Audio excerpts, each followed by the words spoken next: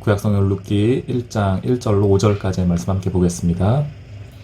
사사들이 치리하던 때에 그 땅에 흉년이 드니라.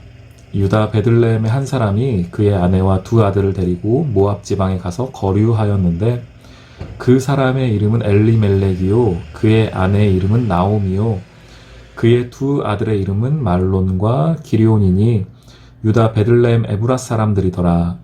그들이 모압 지방에 들어가서 거기 살더니 나오미의 남편 엘리멜렉이 죽고 나오미와 그의 두 아들이 남았으며 그들의 모압 여자 중에서 그들의 아내를 맞이하였는데 하나의 이름은 오르바요 하나의 이름은 루시더라.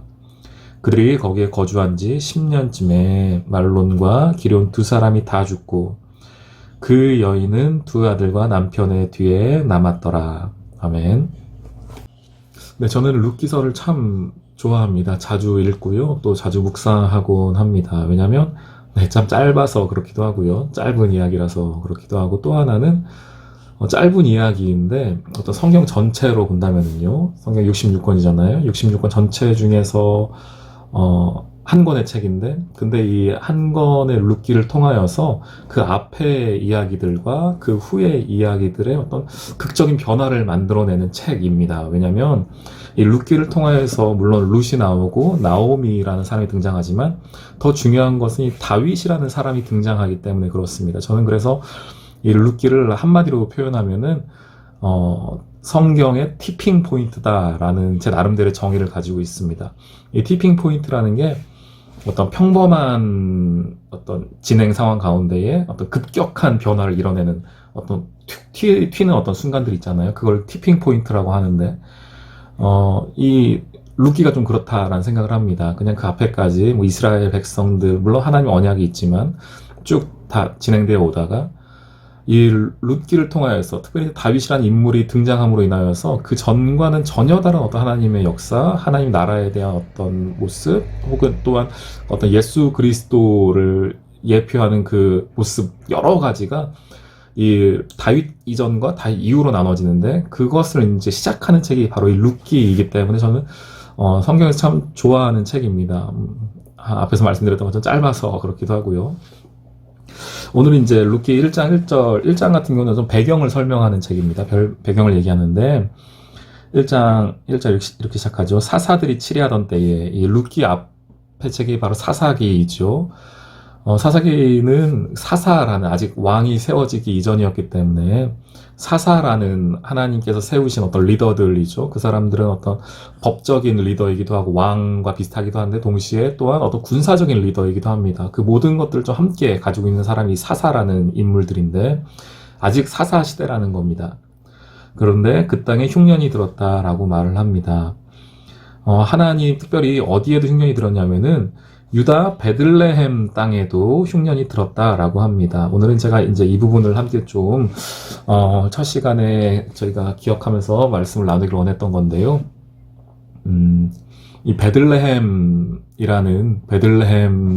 어떤 그 이름을 살펴본다면, 떡집이라는 뜻이에요. 이 이제 집이라는 건데, 그러니까 우리 말로 표현하면 뭐 떡집, 떡이 많은 곳, 음식이 풍부한 곳, 뭐 이런 뜻입니다. 그런데 흉년이 들었다라고 말을 합니다. 그리고 그 흉년 가운데 베들레헴 살고 있던 엘리멜렉, 그의 부인이었던 나오미, 그리고 말론, 기럧 이렇게 사람들이 등장을 하고 있습니다. 이 네 가족이 있는데 이제 흉년이 드니까 피신을 해서 가는 거죠. 어디로 갔냐면은 모압 지방으로 갔습니다. 첫 번째는 오늘 말씀을 보면서 베들레헴에도 흉년이 든다라는 것입니다. 베들레헴에도 흉년이 듭니다, 여러분. 요즘 이제 코로나 때문에 많은 분들이 힘들어하고 계십니다.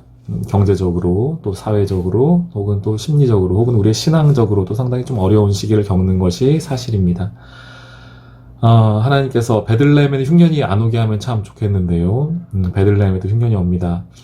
교회에도 코로나가 있고요. 이 대한민국에도 코로나가 있습니다. 물론 잘 막아내곤 있긴 하지만 여전히 어려움이 있는 것은 사실입니다. 좀 넓게 본다면 우리 개인적인 삶으로 혹은 우리 신앙 전체로 본다면요. 믿음이 있다고 하여서 어려움이 피해가는 것은 아닙니다. 믿음이 있다고 해가지고요. 코로나에 안 걸리는 것도 아니고요.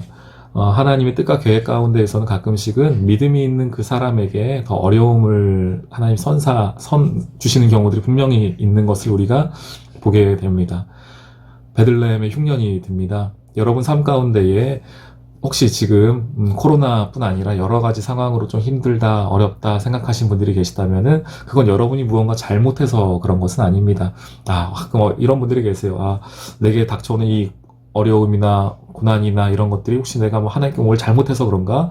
예, 물론 가끔은 그럴 때도 있죠. 우리 삶 가운데에 하나님이 우리의 죄를 되새기게 하시고 또 고치게 하기 위하여서 우리가 무언가 잘못했을 때 하나님이 그렇게 치신다라고 말하잖아요. 그런 경우들도 분명히 있지만 그렇지만 제가 보니까요, 대부분의 경우는 우리 삶의 광야 같은 인생길 가운데에 신앙인이고요, 혹은 목사이고, 혹은 뭐 집사이고, 장로이고, 권사이기도 한데 베들레헴인데 흉년이 들 때가 있습니다.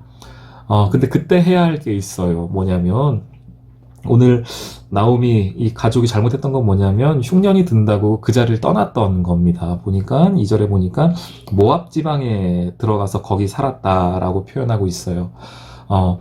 흉년이 든다고 해가지고요, 베들레헴의 신앙의 자리를 떠나는 것은 잘못된 것이다라는 것이죠. 이 베들레헴, 특별히 또 이들이 살고 있던 그 땅은 어떤 땅입니까? 이 성경 전체로 본다면 하나님이 약속하셨던 언약의 땅이었고, 아브라함을 통하여서, 그리고 모세 출애굽을 통하여서 하나님이 약속으로 그들에게 주신 땅이었는데, 그들이 흉년 든다고 그 땅을 떠났던 것입니다. 물론 먹고 사는 문제가 절대 작은 문제는 아닐 것입니다. 그렇다 하여서 그 먹고 사는 문제 때문에 우리 신앙의 자리를 떠나는 것은 결코 옳은 일은 아니다. 근데 오늘 룻기에 나오는 이 나오미의 가족들은 그거를 조금 실수했다 싶습니다. 베들레헴에도 흉년이 있지만 그 자리를 떠나는 것 자체는 하나님이 또 기뻐하시는 모습은 아니다라는 것입니다. 가서 잘 살면 좋겠는데요. 오늘 보니까 말론, 기럨, 나오미의 두 아들들인데 그 두 아들들이 다 죽습니다. 또한 3절에 보니까 남편 엘리멜렉도 죽어요. 그러니까 남편 죽고 아들 둘 죽고 10년이라는 시간을 그 땅에 머무르게 되는데 결국은 다 가서 잘 살면 좋겠는데 그들의 삶이 썩 그렇진 않더라라는 것을 보게 됩니다. 지금 뭐 코로나 때문에 혹은 뭐 사회적으로 경제적으로 어려움을 겪는 분들이 계실 것입니다. 그래서 내가 이때에 내 다른 계획들 하나님이 아닌 다른 무언가를 잡고 싶은 마음이 들 수도 있습니다. 지금 이렇게 어려운데 하나님이 침묵하시는 것 같으니까요. 베들레헴에 흉년이 오니까요. 교회가 이렇게 어려움을 당하니까요. 하나님이 아무 말씀 안 하신 것 같아, 침묵하시는 것 같아, 내 나름대로의 계획을 세워서 모압으로 가고자 하신 분들이 계십니다. 모압이 다른 게 아니죠. 내 나름의 계획들, 혹은 내 나름의 생각들, 내가 하나님 이외에 다른 것을 붙잡는 것, 그것이 모압이라고 표현할 것인데. 그런데 가서 잘 되면 좋겠는데요. 오늘 적어도 오늘 룻기를 보니까 베들레헴을 떠났던 그 사람들의 삶이 썩 좋아 보이지 않더라라는 것입니다. 오늘 이 룻기 1장 1절로 5절까지의 말씀을 통하여서 이 말씀을 함께 나누길 원합니다. 여러분, 베들레헴에도 흉년이 있습니다. 그런데 흉년이 있다고 해가지고 그곳을 떠나는 것은 어리석은 일입니다. 그 자리를 지키는 게 참 중요합니다. 여러분의 신앙생활 가운데에 이런 문제, 저런 문제로 혹시 어려움을 겪는 분들 계십니까? 실제적인 어려움일 겁니다. 그것이 아마 심리적으로 혹은 정신적으로 뿐 아니라 실제적으로 나의 신앙생활이 혹은 나의 어떤 경제생활이, 나의 육신적인 어떤 모습이 아마 아픈 분들도 분명히 계실 것입니다. 그렇다 하여서 베들레헴을 떠나시는 것은 절대 바람직한 모습은 아닙니다. 비록 지금 어려움이 있지만, 흉년이 있지만 그 자리를 지켜가시는 저와 또 여러분이 되시기를 바랍니다. 내일은 저희 룻기 그 이후의 말씀 함께 보면서 또 말씀 나누도록 하겠습니다. 오늘의 짧은 성경 긴 묵상 여기까지 나누도록 하겠습니다. 감사합니다.